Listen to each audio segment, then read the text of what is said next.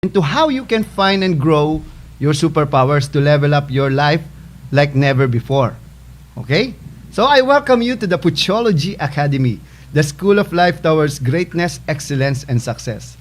Ayan, alam naman po natin sa ating society na we tend to strive for greatness and success by imitating what's been successful for others.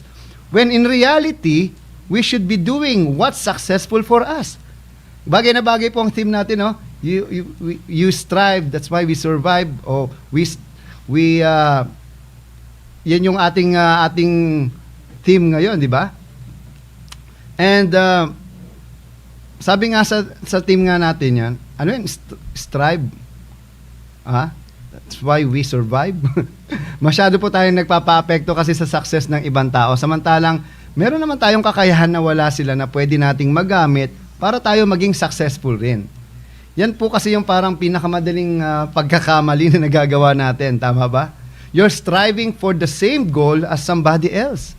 Mas madali kasing yung manggaya ng formula nila sa buhay natin at mag-expect tayo ng parehong resulta at outcome. Katulad po ninyo, no? Alam kong kayong lahat dito, mga successful kayo, kaya nga kayo nasa tops, di ba? Kayo pinakamalakas bumenta.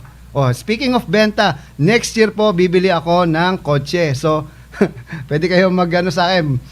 Tingnan ko kung okay ang Toyota kasi ibang brand akong meron ako eh. Pero at least, di ba? Next year, I'm thinking of buying Toyota. Ayan.